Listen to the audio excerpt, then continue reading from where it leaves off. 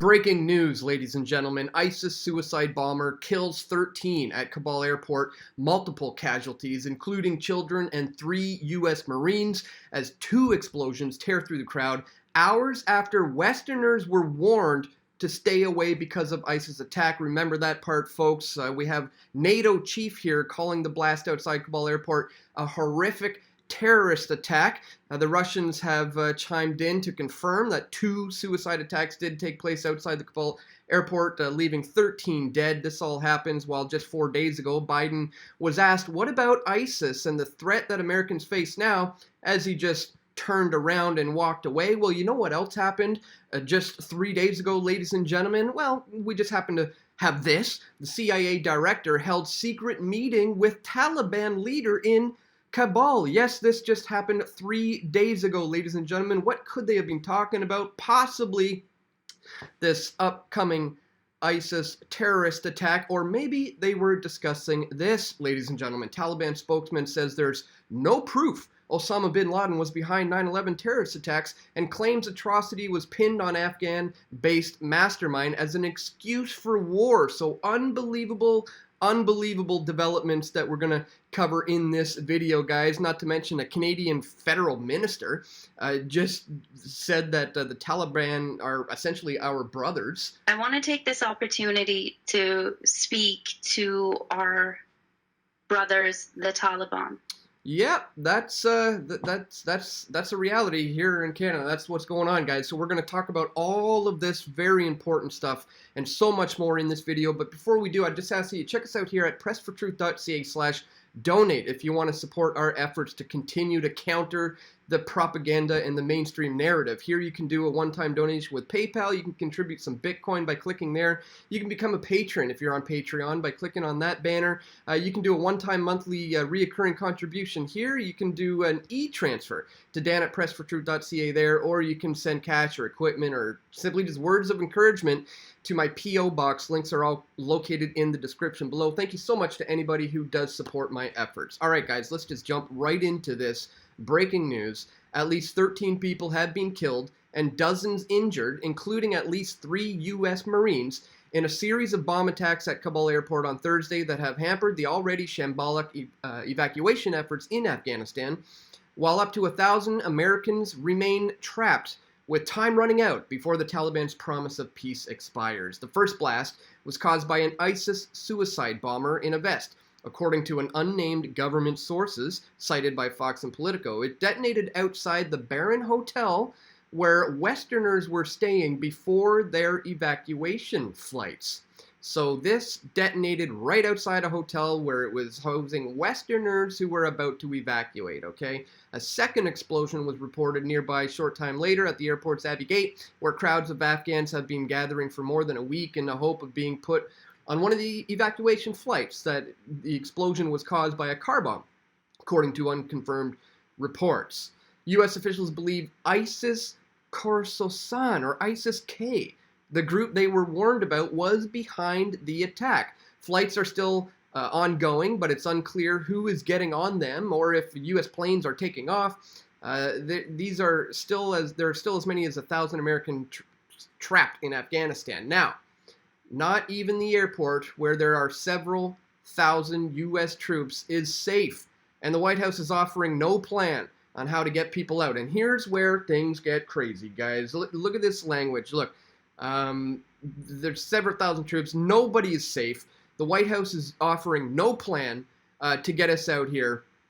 This is exactly what I was warning about in this video back when they took over. What everyone is missing about the Afghanistan and the Taliban's CIA roots, guys, where I explained how the CIA funded and armed and trained these jihadist extremists, and more importantly, how the powers that ought not to be will soon claim that various humanitarian missions must be carried out all over the Middle East in order to save the world from the very boogeyman they created. That's what this is all about. And that's not some sort of conspiracy theory, guys. This is openly known about in things like this. Operation Cyclone. This is the CIA's program to arm and finance the Afghan Mujahideen in Afghanistan from 79 to 89. Guys, the program leaned heavily towards supporting militant Islamic groups, including groups with jihadist ties. They poured in billions and billions of dollars over decades into funding and arming and training and shaping and molding ISIS, Al-Qaeda, the Taliban over a period of decades so they can use these boogeymen anytime they want. I mean, just look at the recent footage they're showing of, just the arsenal that they have at their display here. This is all thanks to the CIA. The CIA are in full control there in Afghanistan. The CIA are in full control of the Taliban and ISIS and Al-Qaeda. And that's why this is incredibly important to understand today, my friends. So let's just take a look. CIA director held secret meeting with the Taliban leader in Kabul. CIA Director William Burns met with the Taliban's de facto leader in Kabul on Monday, a source familiar with the situation said, in what marks the group's highest level encounter with the Biden administration since the fall of the Afghan capital. Well, there's a bunch of fake news right there. That's absolutely not true. This isn't the first time or the group's or their highest level encounter with the Biden administration since that they've been in talks with the CIA all along. The CIA is the hands that feed them. So this is just fake news. But let's continue. News of the meeting between Burns and the Taliban leader Abdul Ghani Baradar comes 1 week before the August 31st deadline for the U.S. military to complete its evacuation of Americans and Afghan allies from Kabul. Roughly 21,600 people were evacuated from the capital over a 24-hour period on Monday. There's a bunch more. It goes on to say here, to date, the Taliban have allowed the American evacuation efforts to proceed largely unimpeded, though there have been reports of beatings and injuries in the airport's chaotic perimeter. U.S. officials have warned that the massive crowds could be a target for a terrorist attack by a group known as ISIS-K, which is known to operate in Afghanistan. There it is. They are the Taliban is meeting with the director of the CIA. This was published on August 24th. They met on a Monday. That's 3 days before the attack. They even said it was going to happen right here. They're warning this. They could be a target for a terrorist attack by ISIS-K, which is known to operate in Afghanistan. Guys, this is why it's just an incredibly toxic soup over there in the Middle East right now. But just remember, the CIA is in control of it all. And that's why it's really interesting when you have Al-Qaeda being somewhat quiet and ISIS all of a sudden popping up out of nowhere in the midst of this Taliban struggle. And then you had this Taliban spokesman come out and recently say this.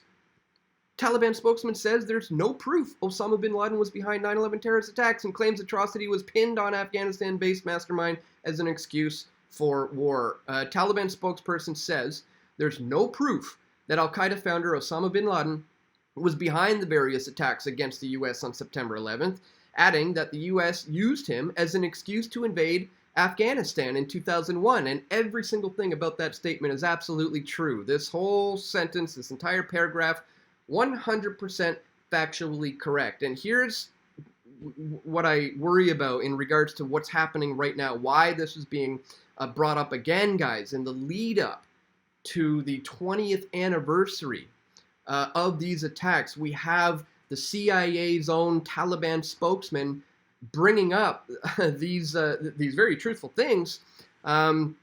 And this is all happening while the NATO chief is blasting this thing as a horrific terrorist attack. Already ISIS is allegedly claimed this. That's unconfirmed at this point, but I'm sure that's going to end up being the case. That is the case.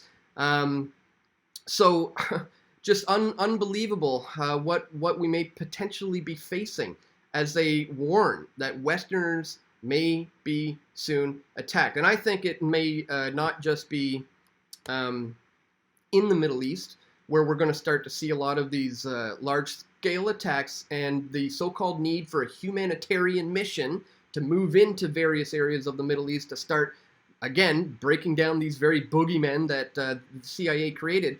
But I think there's also going to be attacks coming to the West, to Canada, to the U.S., to European countries.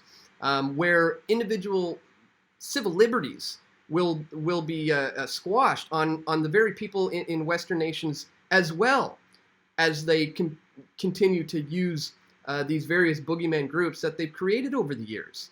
So that's the most important takeaway from today's video, guys, is that, you know, we pointed this out in this one. What everyone's missing about Afghanistan and the Taliban CIA roots is just that. It looks like they may be about to launch humanitarian missions into the Middle East. You've already got NATO claiming this is a terrorist attack. They're going to go there, guys, and they're going to come here as well. If you haven't seen it, I would strongly recommend you check out my film 9/11 Decade of Deception. Now, I don't normally promote YouTube for showing my videos, but this one in particular is just about to hit 2 million views. It's 199. So we're just under 2 million views here, guys. If you haven't seen it, it'd be nice if you could share this one around in the lead up to the 20th anniversary, because this is such important, incredibly important information to understand. You need to understand this right here first before you can really understand what's happening with foreign policy in the Middle East in today's day and age, guys.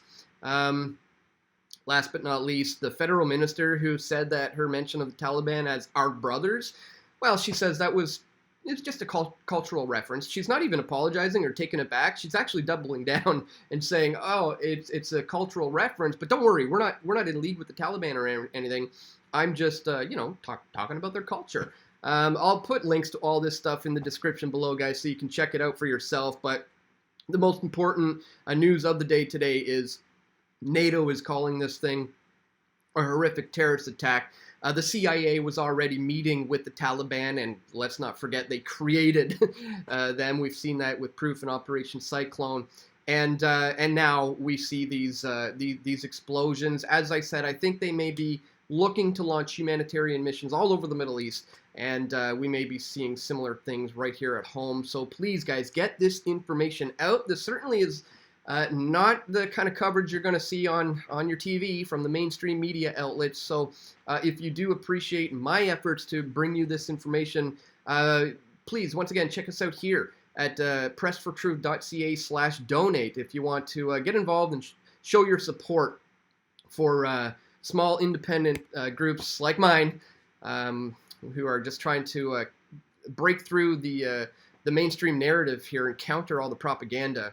And just kind of give you a heads up about not only what's happening really in the Middle East, but what may be potentially coming right here at home as well. So please, guys, share this important information if you found it to be useful. Don't forget to click that thumbs up button and stay tuned. We're going to have more video reports coming soon. This is Dan Dicks reporting for Press for Truth. We all want truth.